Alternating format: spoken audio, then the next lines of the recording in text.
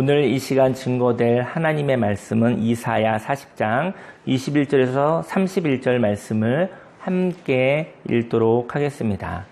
너희가 알지 못하였느냐? 너희가 듣지 못하였느냐? 태초부터 너희에게 전하지 아니하였느냐? 땅의 기초가 창조될 때부터 너희가 깨닫지 못하였느냐? 그는 땅 위 궁창에 앉으시나니 땅에 사는 사람들은 메뚜기 같으니라. 그가 하늘을 차일같이 펴셨으며 거주할 천막같이 씻었고 귀인들을 패하시며 세상의 사사들을 헛되게 하시나니 그들은 겨우 심기고 겨우 뿌려졌으며 그 줄기가 겨우 땅에 뿌리를 박자 곧 하나님이 입김을 부시니 그들은 말라 회오리 바람에 불려가는 초계 같도다. 거룩하신 이가 이르시되 그런즉 너희가 나를 누구에게 비교하여 나를 그와 동등하게 하겠느냐 하시니라.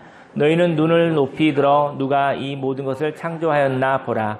주께서는 수요대로 만상을 이끌어내시고 그들의 모든 이름을 부르시나니 그의 권세가 크고 그의 능력이 강함으로 하나도 빠짐이 없느니라. 야곱아 어찌하여 내가 말하며 이스라엘아 내가 이르기를 내 길은 여호와께 숨겨졌으며 내 송사는 내 하나님에게서 벗어난다 하느냐.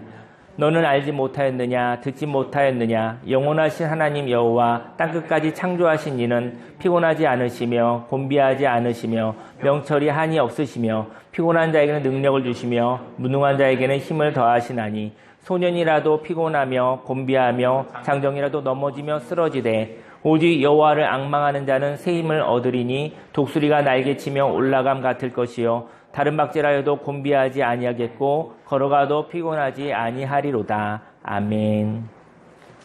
오늘 본문 말씀을 근거로 비방거리를 줄이고 하나님을 바라봄으로 생기 있게 살 때 새로워집니다 라는 제목으로 하나님의 말씀을 증거하도록 하겠습니다. 인생 가운데 비방거리가 있다는 것이죠. 비방거리가 사람을 시끄럽게 합니다. 사람의 마음을 혼란하게 합니다. 근데 그 비방거리가 완전히 없을 수는 없겠죠. 근데 비방거리를 줄이는 일이 필요하다. 그리고 하나님을 바라봄으로 생기 있게, 활기 있게 살 때 그 사람의 새로운 삶을 살 수 있다는 것을 오늘 말씀을 드리고 싶습니다. 인생을 살면서 벌을 받을 때가 있습니다. 근데 벌이라는 것은 탕감과도 같은 거거든요.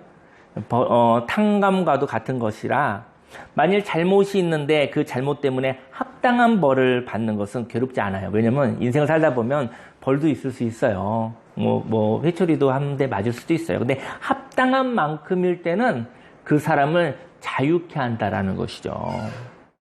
그런데 나는 나의 잘못이 실수이며 사고인데 그것이 약점이 되어서 인생의 기회를 박탈한다고 하면 벌 받는 것은 너무나 괴롭다라는 것이죠. 1절에 너희의 하나님이 이르시되 너희는 위로하라. 내 백성을 위로하라. 너희는 예루살렘의 마음에 닿도록 말하며 위로하는데 마음에 닿도록 하라. 형식적인 것을 한 것이 아니라 마음에 닿듯이 공감하여 위로하라고 얘기를 하고 있는 것이죠. 예루살렘의 마음에 닿도록 말하며 그것에게 외치라. 그 노역의 때가 끝났고 그 죄악이 사함을 받았느니라. 그의 모든 죄로 말미암아 여호와의 손에서 벌을 배나 받았느니라 할지니라 하시니라. 하나님은 사랑이십니다. 그리고 하나님은 공의로우십니다. 인생을 살면서 어긋남이 있을 수도 있거든요.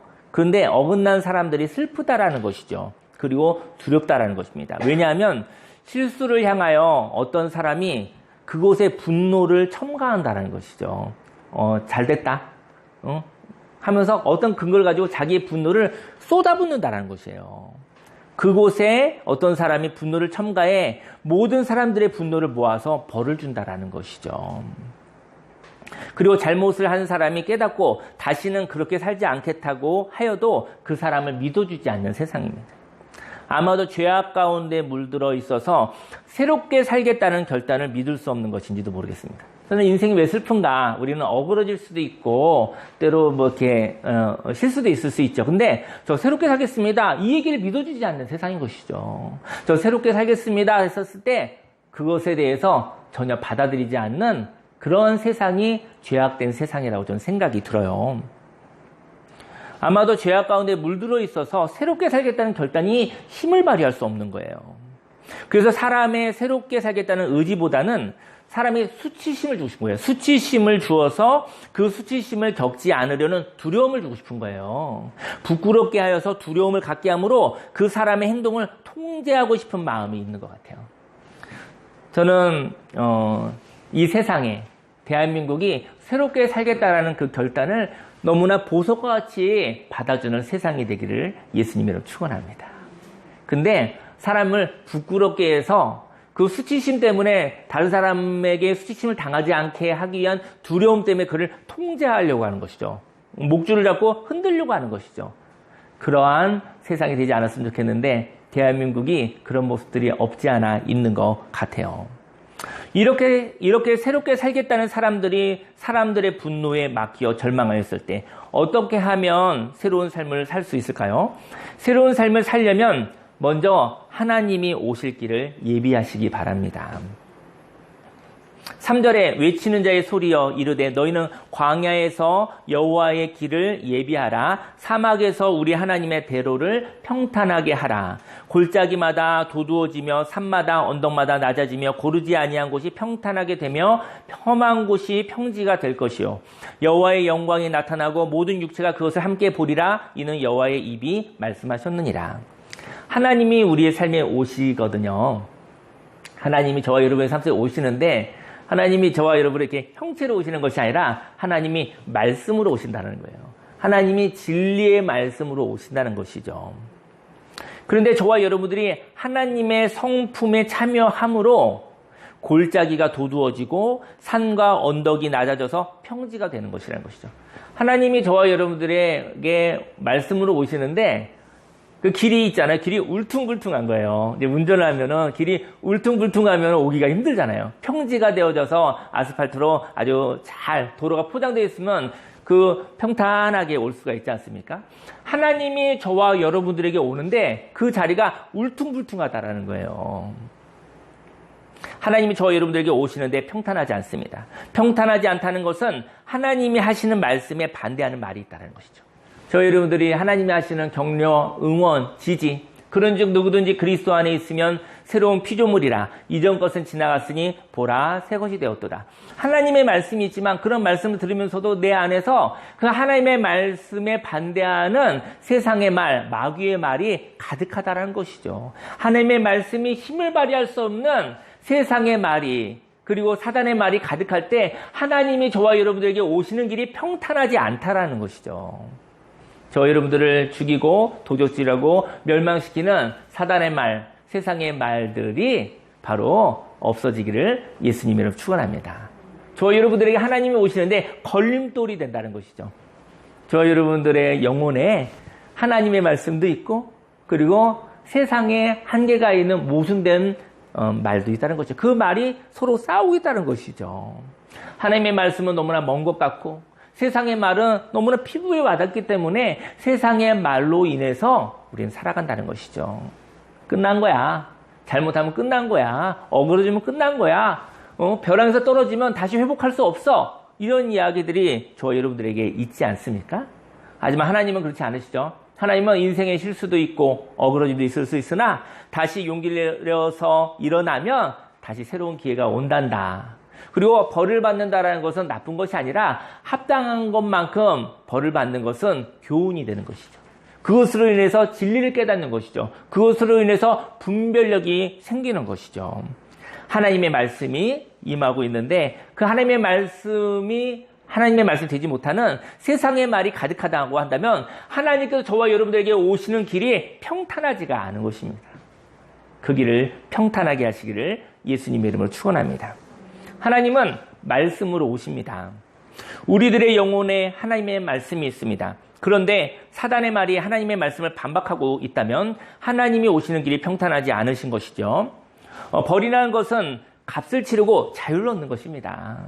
그런데 벌을 받아도 자유가 없고 계속 저주받은 일이 끝이 없다고 한다면 그 벌의 의미가 없는 것이죠. 이렇게 벌받음이 약점이 되어 2차 가해를 받아도 마땅하다고 생각한다고 한다면 그 벌은 받을 필요가 없는 것입니다. 저와 여러분들의 삶에 인생은 강점도 있고요, 약점도 있어요. 어떨 때는 지지를 받고 어떨 때는 비난을 받는다는 것이죠. 지지를 받는 사람은요, 그 마음에 미안함과 고마움이 있어요. 지지받은 사람은 미안함과 고마움의 감정을 일으킵니다. 저와 여러분들이 살아가는 삶에 하나님의 보호와 지지가 있을 수 있도록 살아가시기를 예수님의 이름으로 축원합니다. 6절 말씀에 말하는 자의 소리여 이르되 외치라 대답하되 내가 무엇이라 외치리까 하니 이르되 모든 육체는 풀이요 그의 모든 아름다움 들의 꽃과 같으니. 저희 여러분들의 인생을 하나님이 풀과 같다 얘기한대요. 그리고 풀인데 거기에 그 아름다움은 풀에서 잠깐 피어나는 꽃과 같다라고 얘기를 한다는 것이죠. 풀은 마르고 꽃은 시드름은 여호와의 기운이 그 위에 붐이라. 이 백성은 실로 풀이로다. 풀은 마르고 꽃은 시드나 우리 하나님의 말씀은 영원히 서리라 하라. 저희 여러분들이요, 하나님의 말씀을 가지고 살아가시기 바랍니다. 인생의 위기에 하나님의 말씀이 저와 여러분들을 절망하게 하지 아니하고, 저와 여러분들을 포기하게 하지 아니하고, 저와 여러분들을 살리는 것은 바로 하나님의 생명의 말씀인 것입니다. 풀과 같고 꽃과 같은 삶이 있습니다. 오늘 성경은 바벨론 포로로 잡혀간 이스라엘 백성을 이야기하고 있거든요. 바벨론은 거대한 제국이었지만 하나님 보시기에 풀과 같고 꽃과 같다고 합니다. 이러한 것은 순간적으로 생명이 있지만 영원하지 않다라는 것이죠. 저와 여러분들이 풀처럼 꽃처럼 살아가고 있습니다. 그런데 그 풀꽃의 아름다움을 의지하지 마시기 바랍니다. 인생을 살다 보면 좀 잘 될 때도 있고 또 자랑스러울 때도 있고 그랬는데 그것을 고맙고 즐기면 되는 것이지만 그것을 의지하지 말라라고 얘기하고 싶은 것입니다. 또 풀꽃과 같은 풀꽃이 져버리는 그런 슬픔이 있어요. 그 슬픔 때문에 두려워하지 마시기를 예수님의 이름으로 축원합니다. 다만 풀과 같고 꽃과 같은 삶을 누리시고 사라질 때 지나가게 하여 주시기를 소망합니다. 저희 여러분들이 오늘을 하나님께서 주셨거든요. 오늘은 풀과 같고 꽃과 같아요. 근데 풀과 같고 꽃과 같은 것이 그 꽃이 질까봐 두려워하지 않으시기를 오늘 누리세요. 꽃을 보면 파란 풀을 보고 꽃을 보면서 누리시는 거예요. 누리셔도 없어진다는 것이죠. 오늘이 없어진다는 것이죠. 그리고 그것이 없어질까봐 벌벌벌 떨지도 말라는 것이죠. 오늘을 생기 있게 감정으로 생명으로 살아가시기를 바랍니다. 인생의 전반전은 빠르게 지나갔습니다. 그러나 그 인생의 전반전을 붙잡고 살 수는 없다는 것이죠. 9절에 아름다운 소식을 시온에 전하는 자여 너는 높은 산에 오르라. 아름다운 소식을 예루살렘에 전하는 자여 너는 힘써 소리를 높이라. 두려워하지 말고 소리를 높여 유다의 성읍들에게 이르기를 너희 하나님을 보라 하라. 하나님을 보라. 풀과 같고 꽃과 같은데 하나님을 보라 라고 말씀하시는 것이죠. 보라 주 여호와께서 장차 강한 자로 임할 것이요 친히 그의 팔로 다스리실 것이라. 보라 상급이 그에게 있고 보응이 그의 앞에 있으며 그는 목자같이 양떼를 먹이시며 어린 양을 그 팔로 모아 품에 안으시며 젖 먹이는 암컷들을 온순히 인도하시리로다. 하나님이 하나님의 말씀을 강한 자로 오셔서 저와 여러분들을 함께 하여 주시고 보호하여 주실 것입니다. 새로운 삶을 살려면 두 번째로 확신이 왔을 때 비교하지 말아야 합니다. 확신이 있을 수 있거든요. 인생을 살다 보면 확신이 생겼는데 확신을 비교함으로 잃어버리지 말라. 12절에 누가 손바닥으로 바닷물을 헤아렸으며 뼘으로 하늘을 쟀으며 땅의 티끌을 되에 담아보았으며 접시저울로 산들을 막대저울로 언덕들을 달아보았으랴. 하나님의 능력의 손으로, 이건 비유지만 하나님의 능력의 손으로 바닷물을 이렇게 담아본다는 거예요. 바닷물은 한도 끝도 없는 거잖아요. 저와 여러분들보다 너무나 큰 거잖아요. 근데 하나님은 바닷물을 우리가 어떻게 담아보겠습니까? 우리의 한계를 얘기하는 거예요. 한계. 근데 하나님은 그것을 하나님의 손으로 이렇게 담아본다라는 것이죠. 저와 여러분의 한계를 다루신다라는 것이죠. 그리고 하나님의 손뼉으로 하늘을 재본대요. 우리가 어떻게 하늘을 재볼 수 있겠습니까? 하나님은 그것을 재볼 수 있다라는 것이죠. 땅의 티끌을 되에 담아본다라는 것이죠. 이렇게 바닷물, 하늘, 티끌, 산과 언덕은 사람이 볼 때는 무한한 것이라는 것이죠. 우리가 다룰 수 없는 것. 인생을 살다 보면 저와 여러분의 영역에서 벗어난 저와 여러분의 한계를 넘어서는 것을 보기도 하고 경험하기도 하죠. 그런데 하나님만이 인생의 한계를 가늠할 수 있음을 의미합니다. 저 여러분들은 이해도 할 수 없고, 저 여러분들은 계산도 할 수 없고, 어떻게 다룰 수도 없는 일들이 인생 가운데 위기에 있을 수 있다라는 것입니다. 13절에 누가 여호와의 영을 지도하였으며 그의 모사가 되어 그를 가르쳤으랴 그가 누가 더불어 의논하셨으며 누가 그를 교훈하였으며 그에게 정의의 길로 가르쳤으며 지식을 가르쳤으며 통달의 도를 보여주었느냐. 인생에는 깨달음이 있습니다. 저희 여러분들이요, 이제 깨달음은요 고통과 함께 있어요. 고통 없이 깨달음은 없어요. 십자가의 죽음이 있었기 때문에 부활이 있었던 것처럼 고통을 지나간 것이 깨달음입니다. 인생에는 깨달음인데 그것이 확신이 되는 것이죠. 사람이 인생을 살아도 어떤 경험을 하여도 그 의미를 알지 못할 때가 있거든요. 인생을 사는데 여러 가지 경험을 하는데 의미를 알지 못할 때가 있어요. 어떤 경험 가운데 의미를 깨달으면 그 의미가 저와 여러분들 살아갈 이정표라는 것이죠. 만약 인생의 경험을 통하여 지혜를 얻을 수 있다면 그것은 하나님을 만난 것입니다. 15절에 보라 그에게는 열방이 통에 한 방울 물과 같고 하나님이요 모든 백성들이 모든 사람들이 통에 있는 한 방울 물과 같대요. 저울의 작은 티끌과 같고 그리고 대륙들은 떠오르는 먼지와 같다. 하나님이 그렇게 생각을 하신대요. 저희 여러분들이 볼 때는 얼마나 많은 백성들이 무섭겠습니까? 열방이 무섭겠습니까? 그렇죠? 근데 하나님 앞에는 그 조금만 물과 같다 얘기하시는 것이죠. 레바논은 땔감에도 부족하겠고 그 짐승들은 번제에도 부족할 것이며 레바논에 풍성한 나무와 짐승이 있었어요. 근데 그것을 이제 제사를 드릴 때 썼거든요. 근데 아무리 많은 제사를 드린다 해도 하나님은 만족하지 않으시다는 것이죠. 하나님은 어떨 때 만족하시느냐? 하나님은 바로 하나님의 뜻에 만족하시는 분이신 것이죠.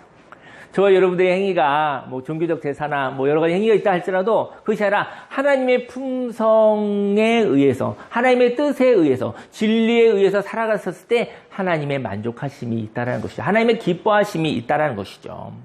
17절에 그의 앞에는 모든 열방이 아무것도 아니라 그는 그들을 없는 것 같이 빈 것 같이 여기시느니라. 그런데 너희가 하나님을 누구와 같다 하겠으며 무슨 형상을 그에게 비기겠느냐. 저희 여러분들이 자꾸 하나님을 무엇과 비교하는 거예요. 인생 가운데 깨달음이 있습니다. 그런데 그 깨달음을 삶에 적용하지 못하는 사람이 있거든요. 그 이유는 뭘까요? 저희 여러분들이 이제 인생을 살다가 뭔가 깨달음이 있었던 거예요. 근데 그것을 삶에 적용하지 않아요. 왜 그럴까요? 그 이유는 흔들렸기 때문이에요. 아, 이렇게 살아야겠어. 이런 확신이 있어. 이런 꿈이 있어. 근데 흔들렸기 때문입니다. 그리고 흔들리는 이유는 무엇일까요? 흔들리는 이유는 비교 대상이 있기 때문이에요. 이렇게 인생의 고난 가운데 허무함을 느끼고 그 허무함을 넘어 어떻게 살아가는 것이 생명 있게 느껴지는 방향성을 발견했다는 것이죠. 이러한 삶의 목적은 하나님을 만난 것과도 같습니다. 저 여러분들이 삶의 목적을 찾았다고 한다면 하나님을 만난 것입니다. 그런데 하나님을 만나 인생의 목적을 발견했음에도 불구하고 그 목적과 비길 만한 것이 많이 있다면 저와 여러분들이 그 인생의 목적을 발견했는데요. 근데 그와 비슷한 비길 만한 것들이 너무 많은 거예요. 그때 그렇게 그 목적과 비길 만한 것이 많이 있다면 그는 헛된 우상을 많이 가지고 있는 거예요. 그는 삶의 목적을 언제든지 비교에 의하여 잃어버릴 사람이라는 것이죠. 하나님과 비교할 만한 것이 있다고 생각하면 우상을 만드는 것과도 같습니다. 19절에 우상은 장인이 부어 만들었고 장색이 금으로 입혔고 또 은사슬을 만든 것이니라. 궁핍하자는 거제를 드릴 때에 썩지 아니하는 나무를 택하고 지혜로운 장인을 구하여 우상을 만들어 흔들리지 아니하도록 세우느니라. 우상은요, 형편이 좋은 사람은 금과 은으로 만드래요. 뭐 금덩어리, 은덩어리, 보석으로 만든다는 것이죠. 그리고 궁핍한 자는 단단한 나무를 세워서 만든대요. 아마 장승 같은 거 세우는 거 그런 것 같아요. 보니까. 하지만 우상의 특징이 뭐냐면 사람이 만들었다는 것이죠. 그러니까 사람이 만든 것은 보이나 보이지 않으나 우상인 거예요. 근데 그것을 신봉하고 살고 있는 거예요. 그 우상에게 마음을 줬다면 그 우상은 결국 흔들리는 것입니다. 왜냐하면 저와 여러분들이 흔들리지 않을 자신이 있으세요? 인생을 살면서 인생을 100여 년 넘게 적게 살면서 저 여러분들이 한 번도 흔들리지 않을 자신이 있으십니까? 흔들리죠. 이 사람은 갈대와 같죠. 부러지기도 하죠. 그런데 자신이 만드는 거예요. 자신이 만든 우상을 자기가 숭배하고 살아가고 있는 거예요. 근데 그 우상이 왜 안 흔들리겠습니까? 내가 만들었는데, 내가 흔들렸는데 어떻게 내가 만든 우상이 안 흔들리겠습니까? 저 여러분들이 만드는 우상은 흔들리는 것입니다. 저 여러분들이 흔들리기 때문인 것이죠. 24절에 그들은 겨우 심기고 겨우 뿌려졌으며 그 줄기가 겨우 땅에 뿌리를 박자 곧 하나님의 입김을 부시니 그들은 말라 회오리 바람에 불려가는 지푸라기 초계와 같도다. 영원한 것은 없습니다. 아무리 튼튼하게 뿌리를 박았다 할지라도 하나님의 입김을 부시면 말라져 지푸라기가 되는 것이지요. 새로운 삶을 살려면 마지막으로 좋은 체험을 은혜로 누려야 합니다. 세 번째 이야기를 조금 잘 들으시면 좋을 것 같아요.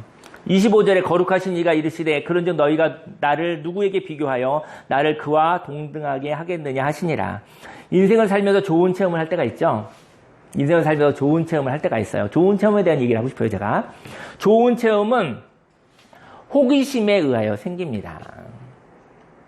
그리고 그 좋은 체험을 가지는 것은 사람을 행복하게 합니다. 하지만 인생 가운데 자존감이 높은 사람이 있어요. 자존감이 높은 사람은요, 그 좋은 체험을 은혜로 누리는 사람이에요. 아, 좋은 일이 있었어. 근데 자존감이 높은 사람은 그 좋은 체험보다 더 큰 사람이에요. 내 인생에 좋은 체험이 있었어. 좋은 사람을 만났어. 좋은 일을 경험했어. 근데 나보다 크지 않은 거예요. 그래서 하나님의 선물로 누리는 거예요. 즐거워하는 거예요. 그래서 좋은 체험을 반복해서 경험하려고 노력하지 않는다라는 것이죠. 만일 자존감이 낮은 사람은요, 좋은 체험보다 존재감이 낮아요. 그래서 좋은 체험이 우상이 되는 것입니다. 그래서 좋은 체험을 계속 경험하려고 하고 경험하지 않는 것을 용납할 수 없어서 묶여버린다라는 것이죠. 그래서 한 가지 좋은 체험에 중독될 수가 있는 것입니다. 26절에 너희는 눈을 높이 들어 누가 이 모든 것을 창조하였나 보라. 주께서는 수요대로 만상을 이끌고 내시고 그들의 모든 이름을 부르시나니 그의 권세가 크고 그의 능력이 강함으로 하나도 빠짐이 없느니라. 이 세상의 매력적인 것은 하나님의 창조물입니다. 그 창조물을 선물로 받아 누리시기를 소망합니다. 그리고 선물이 사라질 때 슬플 수도 있죠. 그리고 고마움과 미안함이 가득하기를 예수님을 축원합니다. 하나님이 주신 보물들이 있지만 그것이 영원하지는 않습니다. 저 여러분의 인생도 영원하지 않습니다. 100년이 안 되기도 하고 더하기도 하고 결국은 저와 여러분의 그 소중한 인생도 결국은 보석과 같지만 사실은 없어지잖아요. 근데 그것을 선물로 받아 누리시기를 예수님으로 축원합니다. 음악을 켜주세요. 27절 말씀에 야곱아 어찌하여 내가 말하며 이스라엘아 내가 이르기를 내 길은 여호와께 숨겨졌으며 하나님 내 인생은 야곱과 이스라엘은 이스라엘 백성을 얘기하는 거거든요. 바벨론에 이렇게 포로로 있었던 이야기를 하는 건데 내 길은 숨겨졌다. 하나님이 안 보시는 것 같아. 내 인생을 안 보시는 것 같아. 포로로 묶여있거든요 지금.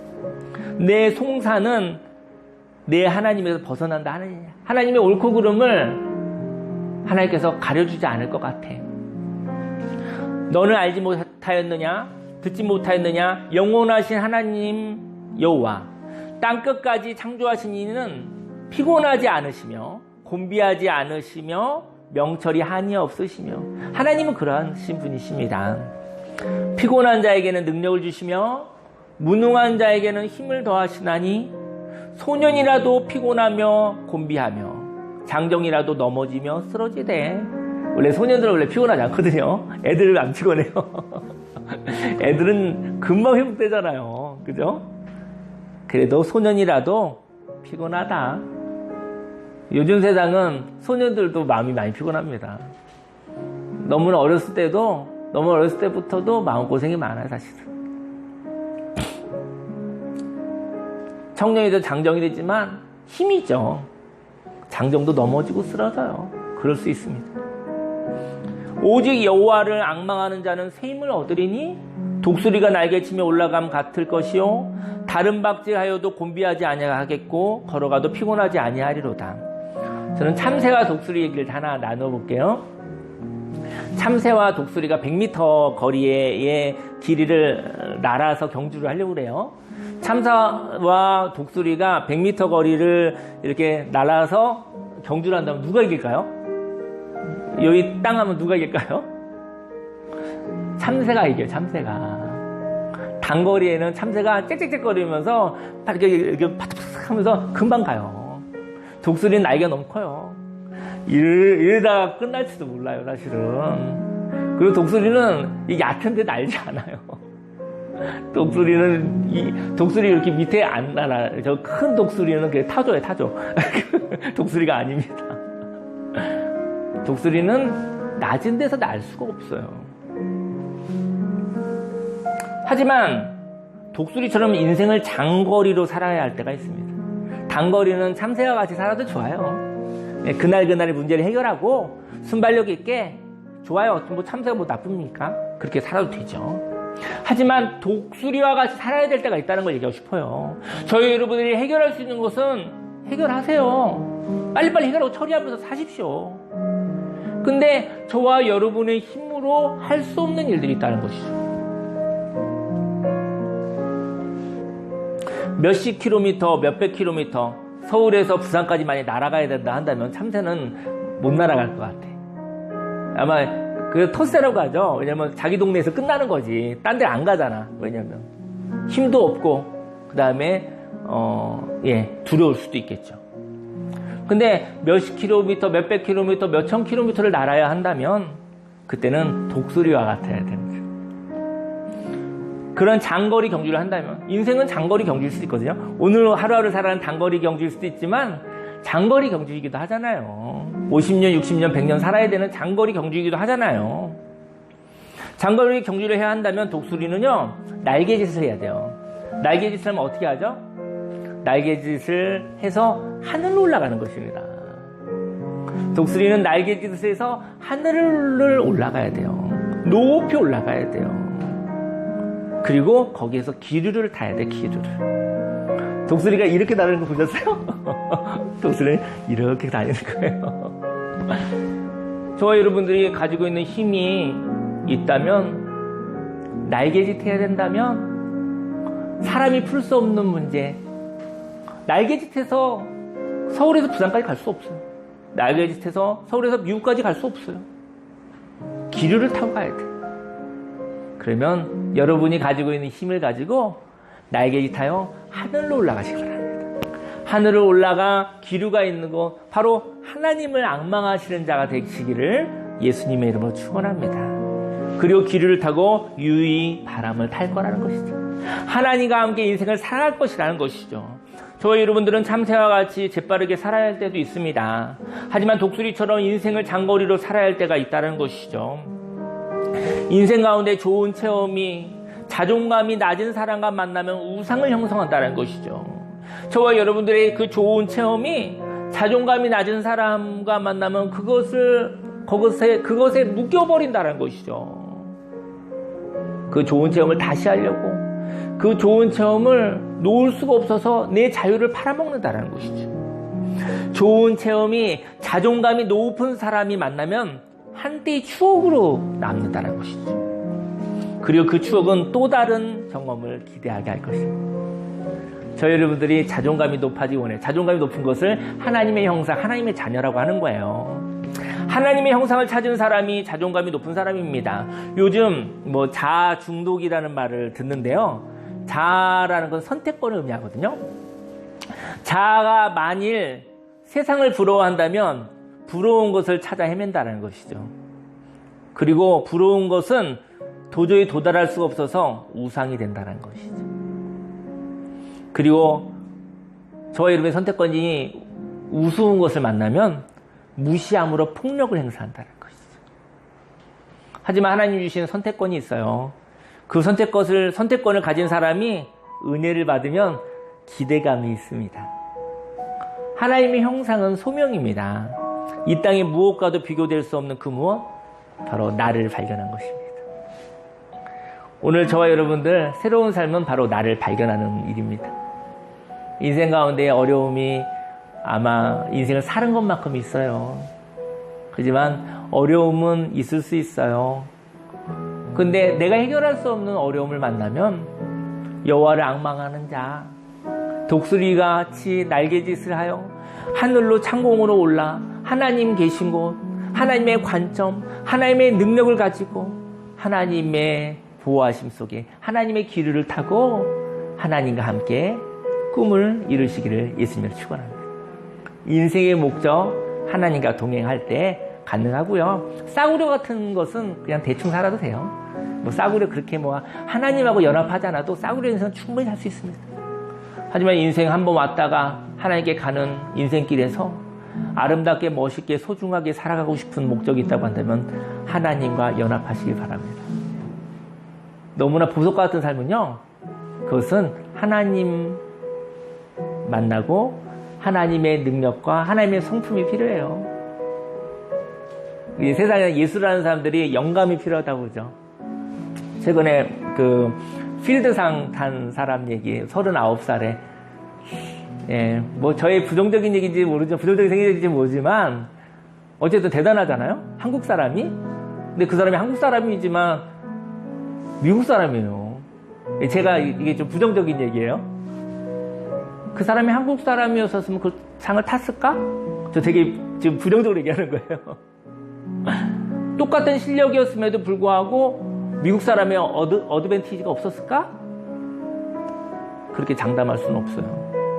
그 사람은 똑같은 실력이 있다 할지라도 미국 사람이 그 세계에서 인정을 받고 뭔가 있으니까 어쩌면 그가 더 약소국가의 사람이었으면 어쩌면 아니었을 수도 있는 그런 부정적인 생각이 있어요.